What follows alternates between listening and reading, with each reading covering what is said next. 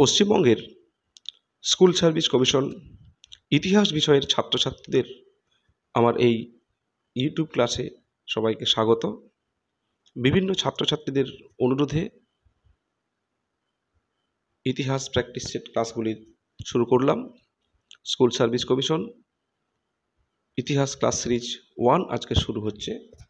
আজকের নবম শ্রেণীর পাঠ্যপুস্তক থেকে বেশ কিছু গুরুত্বপূর্ণ প্রশ্ন নিয়ে একটি মক টেস্ট সিরিজ করেছি। সেই সিরিজটা আজকের সম্পূর্ণভাবে আমি আলোচনা করে দিচ্ছি।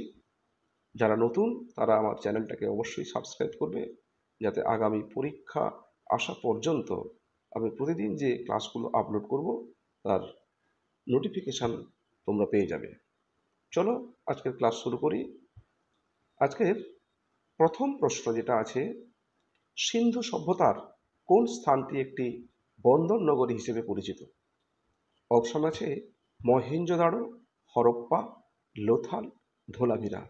আমরা উত্তরটা দেখে নেব। এক্ষেত্রে উত্তর হবে লোথাল। পরের প্রশ্ন, সিন্ধু সভ্যতার শিলমোহরগুলি সাধারণত কি দিয়ে তৈরি? তামা, পোড়ামাটি, সিয়েটাইট, ব্রোঞ্জ। আমরা এখানে উত্তরটা আছে কি সেটা দেখে নেব, সিয়েটাইট। পরের প্রশ্ন, হরপ্পা সভ্যতার অধিবাসীদের কোন প্রাণীর প্রতি বিশেষ ভক্তি ছিল বলে মনে করা হয়? অপশান সাপ, একশৃঙ্গী ষাঁড়, সিংহ, ঘোড়া। আমরা এখানে উত্তরটা কি আছে দেখে নেব। আমরা উত্তরটা হচ্ছে একশৃঙ্গী ষাঁড়।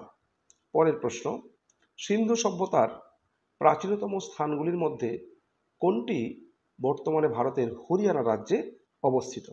মহেঞ্জোদারো, হরপ্পা, বনওয়ালি, লোথাল। এখানে আমরা একটু বলে দিই, মহেঞ্জোদারো আমরা জানি পাকিস্তানে অবস্থিত, হরপ্পা পাঞ্জাবে, লোথাল গুজরাটে।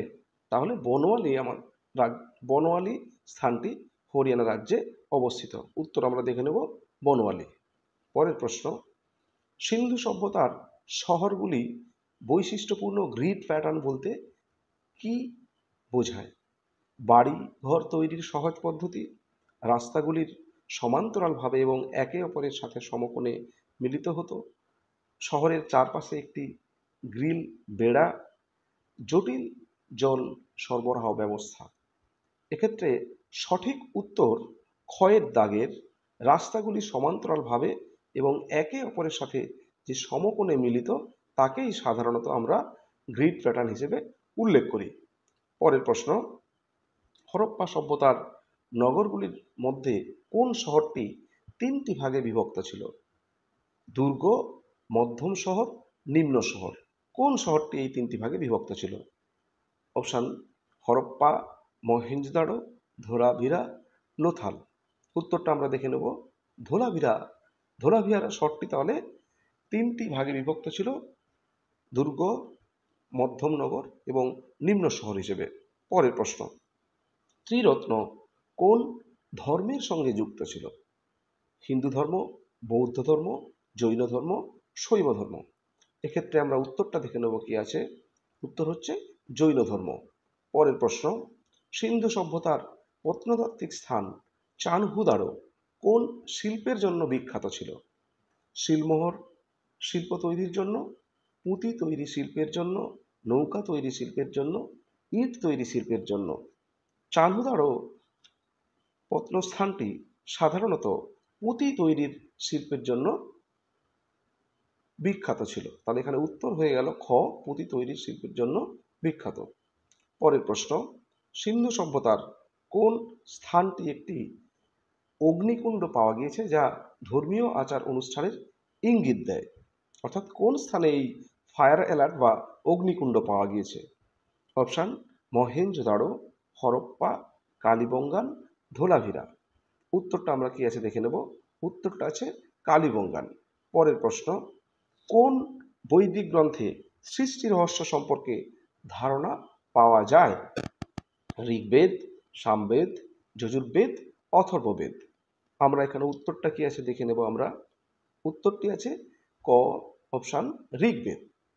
পরের প্রশ্ন, বৈদিক যুগের কোন নদীটিকে নদীতমা বা নদীগুলির মধ্যে শ্রেষ্ঠ বলা হতো?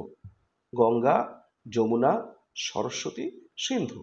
আমরা উত্তরটা কি আছে দেখে নেব। আমরা উত্তরটা হচ্ছে সরস্বতী, সরস্বতী, অর্থাৎ সরস্বতী নদীকে নদীতমা বা নদীগুলির মধ্যে শ্রেষ্ঠ বলা হতো। পরের প্রশ্ন, অঙ্গ মহাজন পদের রাজধানী কোনটি ছিল? চম্পা, পাটলিপুত্র, রাজগৃহ, কৌশাম্বী। আমরা সঠিক উত্তরটা দেখে নেব। আমরা অঙ্গ মহাজনপদটির রাজধানী ছিল চম্পা। পরের প্রশ্ন, মহাজন ষোড়শ মহাজন পদগুলির মধ্যে কোনটি একটি গুরুত্বপূর্ণ শিক্ষা কেন্দ্র ছিল বা শিক্ষা কেন্দ্র হিসেবে পরিচিত ছিল? মগধ, কাশী, বৎস, গান্ধার অথবা তক্ষশিলা। আমরা সকলেই এটা মোটামুটি জানি যে গান্ধার বা তক্ষশিলা একটি গুরুত্বপূর্ণ শিক্ষা কেন্দ্র হিসেবে পরিচিত ছিল। পরের প্রশ্ন, কোন মহাজনপদের রাজা প্রদ্যোৎ ছিলেন গৌতম বুদ্ধের সমসাময়িক? অবন্তী, মগধ, বৎস, অঙ্গ।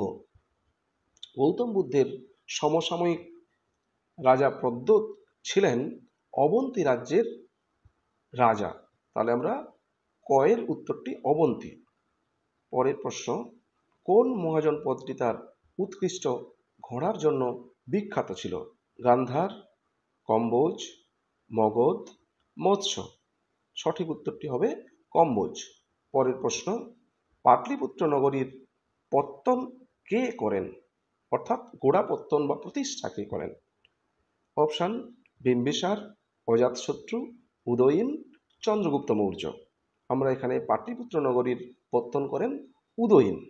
পরের প্রশ্ন, গৌতম বুদ্ধের প্রথম উপদেশকে কি বলা হতো? মহাপরিনির্বাণ, ধর্মচক্র প্রবর্তন, নির্বাণ লাভ, বুদ্ধত্ব লাভ। এখানে আমরা সঠিক উত্তর, প্রথম যে উপদেশ সেটাকে সাধারণত ধর্মচক্র প্রবর্তন বলা হতো। পরের প্রশ্ন, বুদ্ধ শব্দের অর্থ কী ছিল? মহাবীর, জ্ঞানী বা আলোকিত ব্যক্তি, শ্রেষ্ঠ যোদ্ধা, রাজা। এখানে আমরা উত্তরটা দেখে নেব। বুদ্ধ শব্দের অর্থ হচ্ছে জ্ঞানী বা আলোকিত ব্যক্তি। পরের প্রশ্ন, মৌর্য সাম্রাজ্যের প্রাদেশিক শাসন ব্যবস্থা প্রধানকে কি বলা হতো? কুমার বা আর্যপুত্র, সেনাপতি, মন্ত্রী না পুরোহিত? কোনটা? মৌর্য সাম্রাজ্যের প্রাদেশিক শাসন ব্যবস্থার প্রধানকে সাধারণত বলা হতো কুমার বা আর্যপুত্র। পরের প্রশ্ন, অশোক কোন স্তম্ভে 4 সিংহ প্রতীকটি ব্যবহার করেন যা ভারতের জাতীয় প্রতীক? রামপুর বা স্তম্ভ, লেরিয়া নন্দনগড় স্তম্ভ, সারনাথ স্তম্ভ না সাঁচি স্তম্ভ? এটা সঠিক উত্তর হচ্ছে সারনাথ স্তম্ভ। পরের প্রশ্ন, গুপ্ত রাজাদের রাজকীয় প্রতীক কী ছিল? সিংহ, গরুড়, হস্তি না সাপ? এর সঠিক উত্তরটি হবে গুপ্ত শাসকদের জাতীয় প্রতীক ছিল গরুড়। পরের প্রশ্ন, কোন গুপ্ত শাসক কবিরাজ উপাধিতে ভূষিত হয়েছিলেন? প্রথম চন্দ্রগুপ্ত, সমুদ্রগুপ্ত, দ্বিতীয় চন্দ্রগুপ্ত, কুমারগুপ্ত। এর উত্তরটা আমরা দেখে নেব যে গুপ্ত শাসক সমুদ্রগুপ্ত কবিরাজ উপাধিতে ভূষিত হয়েছিলেন। পরের প্রশ্ন, গুপ্ত যুগে কোন ধাতুবিদ্যা চরম উৎকর্ষতা লাভ করেছিল? লোহা, তামা, সোনা, ব্রোঞ্জ। উত্তরটা আমরা দেখে নেব লোহা। পরের প্রশ্ন, পাল যুগের কোন শাসক পরম সৌগত উপাধি গ্রহণ করেন? গোপাল, ধর্মপাল, দেবপাল, রামপাল। সঠিক উত্তরটা আমরা দেখে নেব ধর্মপাল। পরের প্রশ্ন, প্রথম ভারতীয় সাম্রাজ্য কোনটি? অর্থাৎ কোন বংশের শাসনকালে সাম্রাজ্য প্রতিষ্ঠা হচ্ছে ভারতবর্ষে? গুপ্ত সাম্রাজ্য, মৌর্য সাম্রাজ্য, নন্দ সাম্রাজ্য, পাল সাম্রাজ্য। সঠিক উত্তরটা আমরা দেখে নেব মৌর্য সাম্রাজ্য। পরের প্রশ্ন, সিহাই ই সামস নামে একটি নতুন মুদ্রা কে প্রচলন করেন বা নিম্নের কোন ব্যক্তি প্রচলন করেন? ইলতুৎমিশ, গিয়াসউদ্দিন বলবন, মোহাম্মদ বিন তুগলক, ফিরোজ শাহ তুগলক। সিহাই ই সামস নামে নতুন মুদ্রা চালু করেছিলেন মোহাম্মদ বিন তুগলক। পরের প্রশ্ন, কোন বংশের দাস বংশের কোন সুলতান নিজেকে জিল-ই-ইলাহি বলে ঘোষণা করেন? কুতুবউদ্দিন আইবক, ইলতুৎমিশ, গিয়াসউদ্দিন বলবন, নাসিরউদ্দিন মামুন। সঠিক উত্তরটা আমরা কি আছে দেখে নেব আমরা, গিয়াসউদ্দিন বলবন। পরের প্রশ্ন, বিজয়নগর সাম্রাজ্যের কোন রাজা অন্ধ্রভোজ নামে পরিচিত ছিলেন? দ্বিতীয় দেবরায়, কৃষ্ণদেব রায়, হরিহর প্রথম, বুক্কা প্রথম। সঠিক উত্তরটা হবে কৃষ্ণদেব রায়। পরের প্রশ্ন, বিজয়নগর সাম্রাজ্যের কোন রাজা পর্তুগিজদের সাথে সুসম্পর্ক বজায় রেখেছিলেন? হরিহর প্রথম, বুক্কা প্রথম, কৃষ্ণদেব রায়, দ্বিতীয় দেবরায়। সঠিক উত্তরটি হবে কৃষ্ণদেব রায়। পরের প্রশ্ন, বিজয়নগর সাম্রাজ্যের স্থাপত্য কোন বৈশিষ্ট্যটি বিশেষভাবে দেখা যায়? শিখর, গম্বুজ, মণ্ডপ ও গোপুরম না মিনার? সঠিক উত্তরটি হবে মণ্ডপ ও গোপুরম। পরের প্রশ্ন, কোন বিজয়নগর সাম্রাজ্যের রাজা গজবেটকারা উপাধি গ্রহণ করেন, যার অর্থ হল হাতি শিকারী? কৃষ্ণদেব রায়, প্রথম দেবরায়, দ্বিতীয় দেবরায়, অচ্যুত রায়। তাহলে বিজয়নগরের কোন রাজা হাতি শিকারী উপাধি নিয়েছিলেন? এক্ষেত্রে আমরা উত্তর জানব দ্বিতীয় দেবরায়। পরের প্রশ্ন, বিজয়নগরের মহানবমী দিব্যা কি ছিল আসলে? একটি বিশাল মন্দির, একটি প্রশাসনিক ভবন, রাজকীয় প্ল্যাটফর্ম যেখানে উৎসব অনুষ্ঠিত হতো, একটি সামরিক দুর্গ। কোনটি?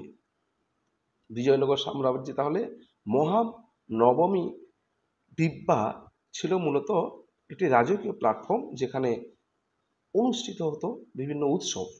পরের প্রশ্ন, বিজয়নগর সাম্রাজ্যের কোন বংশকে দ্বিতীয় সাম্রাজ্য নির্মাতা বলা হচ্ছে? সঙ্গম বংশ, শালুক বংশ, তুলুক বংশ, আরবিডু বংশ। কোন বংশটাকে দ্বিতীয় সাম্রাজ্য নির্মাতা বলা হচ্ছে? সঠিক উত্তর জেনে নেব আমরা, আরবিডু বংশ। পরের প্রশ্ন, দিল্লি সুলতানি আমলের মুনহিয়ান কারা ছিলেন? দূত, গুপ্তচর, কর সংগ্রাহক না বিচারক? সঠিক উত্তরটি আমরা দেখে নেব। সঠিক উত্তরটি হচ্ছে গুপ্তচর, অর্থাৎ সুলতানি আমলের মুনহিয়ান বলা হতো গুপ্তচরদের। পরের প্রশ্ন, বিজয়নগর সাম্রাজ্যের রাজাদের দ্বারা নির্মিত বিখ্যাত হাজার রাম মন্দির কোথায় অবস্থিত ছিল? শ্রীরঙ্গপত্তম বা শ্রীরঙ্গম, তিরুপতি, হাম্পি না মাদুরাই? এখানে আমরা সঠিক উত্তরটি দেখে নেব যে হাম্পি। পরের প্রশ্ন, ফিরোজ শাহ তুগলকের আমলে হক ই সিরপ করের পরিমাণ কত ছিল? অর্থাৎ হক ই সিরপ একটি কর ছিল যেটি ফিরোজ শাহ তুগলক প্রবর্তন করেছিলেন। তার পরিমাণ কত ছিল? উৎপাদিত ফসলের 1/5 উৎপাদিত ফসলের 1/10, উৎপাদিত ফসলের 1/4 না উৎপাদিত ফসলের 1/8? সঠিক উত্তরটি আমরা দেখে নেব যে ফিরোজ শাহ তুগলক যে হক ই সিরপ করটি প্রবর্তন করেছিলেন তার পরিমাণ ছিল 1/10। পরের প্রশ্ন, দিল্লির সুলতানি আমলে খুনুত আসলে কি ছিল? ভূমিকর, সাম্রাজ্যের বাইরে শত্রুদের থেকে আদায় করা রাজস্ব, বিশেষ করে ধর্মীয় উদ্দেশ্যে ব্যবহৃত ভূমি না যুদ্ধের লুটের অংশ? তাহলে দিল্লি সুলতানি আমলে খুনুত কি ছিল সেটা আমরা সাম্রাজ্যের বাইরে শত্রুদের থেকে যে রাজস্ব আদায় করা হতো সেটা খুনুত নামে পরিচিত ছিল। পরের প্রশ্ন, বিজয়নগর সাম্রাজ্যের আয়গার ব্যবস্থা কিসের ওপর ভিত্তি করে গড়ে উঠেছিল? সামন্ততন্ত্র, রাজকীয় ডিক্রি, গ্রামীণ স্বায়ত্তশাসন না ধর্মীয় আইন? বিজয়নগর সাম্রাজ্যের আয়গার ব্যবস্থা গড়ে উঠেছিল গ্রামীণ স্বায়ত্তশাসনের উপর নির্ভর করে। পরের প্রশ্ন, মোহাম্মদ বিন তুগলকের কোন পরিকল্পনাটি দোয়াব অঞ্চলের কর বৃদ্ধি নামে পরিচিত ছিল? যমুনার দোয়াব অঞ্চলের অতিরিক্ত কর আরোপ, গঙ্গার দোয়াব অঞ্চলের অতিরিক্ত কর আরোপ, গঙ্গা যমুনার দোয়াব অঞ্চলের অতিরিক্ত কর আরোপ না খেরাসন অঞ্চলের অতিরিক্ত কর আরোপ? সঠিক উত্তর এখানে হবে গঙ্গা যমুনার দোয়াব অঞ্চলের অতিরিক্ত কর আরোপ। পরের প্রশ্ন, বাবর কোন ভাষার কবি ছিলেন? ফার্সি, আরবি, তুর্কি না উর্দু? সঠিক উত্তরটা আমরা দেখে নেব যে বাবর তুর্কি বা চাগতাই বংশের চাগতাই ভাষার কবি ছিলেন। পরের প্রশ্ন, বাবর কোন যুদ্ধে জয়লাভের পর কলন্দর উপাধি গ্রহণ করেন? পানিপথের প্রথম যুদ্ধ, খানুয়ার যুদ্ধ, চান্দেরির যুদ্ধ না ঘরঘরের যুদ্ধ? এখানে আমরা সঠিক উত্তরটা দেখে নেব যে বাবর সাধারণত পানিপথের প্রথম যুদ্ধে জয়লাভের পর এই কলন্দর উপাধি গ্রহণ করেছিলেন। পরের প্রশ্ন, তৈমুরের আক্রমণের পর দিল্লি সুলতানি সাম্রাজ্য মূলত কি ধরনের রাজ্যে পরিণত হয়েছিল? একটি শক্তিশালী কেন্দ্রীয় রাজ্য, অসংখ্য ছোট ছোট রাজ্য, একটি মঙ্গল প্রদেশ, না একটি রাজপুত রাজ্য? সঠিক উত্তরটা আমরা দেখে নেব। সঠিক উত্তরটি হচ্ছে অসংখ্য ছোট ছোট রাজ্যে বিভক্ত হয়েছিল। পরের প্রশ্ন, লোদি বংশের সময়কালে আফগানদের প্রধান বৈশিষ্ট্য কী ছিল? ঐক্যবদ্ধ শাসন, উপজাতীয় সংহতি ও ক্ষমতার বিকেন্দ্রীকরণ, পারসিক সংস্কৃতির প্রভাব, না শক্তিশালী নৌবাহিনী? উত্তরটা হচ্ছে লোদি বংশীয়দের সময়কালে আফগানদের প্রধান বৈশিষ্ট্য ছিল উপজাতীয় সংহতি ও ক্ষমতার বিকেন্দ্রীকরণ। পরের প্রশ্ন, শের শাহের সাম্রাজ্যের কেন্দ্রীয় প্রশাসনের প্রধান রাজস্ব কর্মকর্তা কে ছিলেন? ওয়াজির, দেওয়ান ই আশরাফ, খান ই সামান, না কাজী? এখানে আমরা সঠিক উত্তরটা দেখে নেব যে শের শাহের সাম্রাজ্যের কেন্দ্রীয় প্রশাসনের প্রধান ছিলেন দেওয়ান ই আশরাফ। পরের প্রশ্ন, শের শাহের সাম্রাজ্যের শেষ সীমা কোনটি ছিল? পাঞ্জাব থেকে বাংলা, সিন্ধু থেকে বাংলা, কাশ্মীর থেকে কন্যাকুমারী, না গুজরাট থেকে আসাম? সঠিক উত্তরটা আমরা দেখে নেব। শের শাহের সাম্রাজ্যের শেষ সীমা ছিল সিন্ধু থেকে বাংলা। পরের প্রশ্ন, মুঘল আফগান প্রতিযোগিতায় আফগানদের পরাজয়ের প্রধান কারণ কি ছিল? সামরিক দুর্বলতা, কেন্দ্রীয় নেতৃত্বের অভাব ও অনৈক্য, জনসমর্থনের অভাব, অর্থনৈতিক সংকট? সঠিক উত্তরটা আমরা দেখে নেব। মুঘল আফগান প্রতিযোগিতায় আফগানদের পরাজয়ের প্রধান কারণ ছিল কেন্দ্রীয় নেতৃত্বের অভাব ও অনৈক্য। পরের প্রশ্ন আমরা দেখে নেব, শের শাহের সময়কালে 17.5 হাত এর দৈর্ঘ্য প্রকৃতপক্ষে কত ছিল? 41 ইঞ্চি, 32 ইঞ্চি, 39 ইঞ্চি, 42 ইঞ্চি? সঠিক উত্তরটা আমরা দেখে নেব 32 ইঞ্চি। পরের প্রশ্ন, আকবরের সময়কালে বাংলায় মুঘল শাসন প্রতিষ্ঠায় কে গুরুত্বপূর্ণ ভূমিকা পালন করেন? রাজা মানসিংহ, বৈরাম খাঁ, টোডরমল, আবুল ফজল? সঠিক উত্তরটা আমরা দেখে নেব যে আকবরের সময়কালে বাংলায় মুঘল শাসন প্রতিষ্ঠায় গুরুত্বপূর্ণ ভূমিকা গ্রহণ করেন রাজা মানসিংহ। পরের প্রশ্ন, আকবরের বিজিত দাক্ষিণাত্য অঞ্চলের নাম কি ছিল? বেরার খানদেশ এবং আহমদনগরের কিছু অংশ, না বিজয়নগর ও বাহমনি সাম্রাজ্য, না গোলকুন্ডা ও বিজাপুর, না উপরের সবগুলো? আকবরের বিজিত দাক্ষিণাত্য অঞ্চলের নামগুলি সাধারণত ছিল বেরার খানদেশ ও আহমদনগরের কিছু অংশ। পরের প্রশ্ন, আকবর কোন ধর্মীয় গোষ্ঠী থেকে জাওয়াহির কর বা গহনা কর বাতিল করেছিলেন? বৌদ্ধ, জৈন, খ্রিস্টান, না পার্সি বা পারসিক? সঠিক উত্তর এটি হবে জৈন। পরের প্রশ্ন, ফতেপুর সিক্রির কোন স্থাপত্যটি বিভিন্ন ধর্মের স্থাপত্য শৈলীর মিশ্রণে তৈরি? বুলন্দ দরওয়াজা, জামা মসজিদ, পঞ্চমহল, সেলিম চিশতির মাজার? সঠিক উত্তরটি হবে পঞ্চমহল। পরের প্রশ্ন, আকবরের সময়কালে সদর উস সুদূর পদের দায়িত্বে কে ছিলেন বা দায়িত্ব কি ছিল? প্রধান সেনাপতি, প্রধান বিচারপতি, ধর্মীয় বিষয় ও দাতব্য কাজের প্রধান, রাজকীয় পরিবারের প্রধান? আকবরের সময়কালে সদর উস সুদূর পদের দায়িত্ব ছিল ধর্মীয় বিষয় ও দাতব্য কাজের তদারকি করা। পরের প্রশ্ন, আকবরের রাজত্বকালে কোন ইউরোপীয় বণিকরা প্রথম ভারতবর্ষে এসেছিলেন? ডাচ, ফরাসি, ব্রিটিশ, না দিনেমার? সঠিক উত্তর আমরা দেখে নেব ব্রিটিশ বা ইংরেজ। পরের প্রশ্ন, আইন ই আকবরী অনুসারে আকবরের সাম্রাজ্য মোট কতগুলি সরকার বা জেলায় বিভক্ত ছিল? 50, 75, 105, 120? সঠিক উত্তরটি আমরা দেখে নেব যে 105টি, অর্থাৎ আইনে আকবরী অনুসারে আকবরের সাম্রাজ্য মোট 105টি সরকার বা জেলায় বিভক্ত ছিল। পরের প্রশ্ন, আকবরের কোন স্ত্রী খ্রিস্টান ধর্ম দ্বারা প্রভাবিত ছিলেন বলে মনে করা হয়? যোধাবাই, রুকাইয়া বেগম, সালিমা বেগম সুলতানা, মরিয়ম উজ জামিনী। সঠিক উত্তর হচ্ছে মরিয়ম উজ জামানি। পরের প্রশ্ন, আকবরের কোন সেনাপতি দাক্ষিণাত্য আহম্মদনগরের বিরুদ্ধে অভিযানে নেতৃত্ব দিয়েছিলেন? রাজা মানসিংহ, টোডরমল, আব্দুল রহিম খান-ই খানান, বৈরাম খান। সঠিক উত্তর আব্দুল রহিম খান-ই খানান। পরের প্রশ্ন, আকবরের কোন পুত্র তার বিরুদ্ধে বিদ্রোহ করেছিলেন? মুরাদ, দানিয়েল, সেলিম, এদের মধ্যে কেউ নয়। সঠিক উত্তরটি হচ্ছে সেলিম বা জাহাঙ্গীর। পরের প্রশ্ন, আকবরের কোন কাজটি তার সাম্রাজ্যের অর্থনৈতিক সংহতির জন্য সবচেয়ে গুরুত্বপূর্ণ ছিল? নতুন মুদ্রা প্রচলন, না একটি একক ও মানসম্মত রাজস্ব ব্যবস্থা যেটা দহশালা নামে পরিচিত সেটা প্রবর্তন, বাণিজ্য শুল্ক হ্রাস, নতুন শহর নির্মাণ। সঠিক উত্তরটি হবে একটি একক ও মানসম্মত রাজস্ব ব্যবস্থা বা দহশালা ব্যবস্থার প্রবর্তন।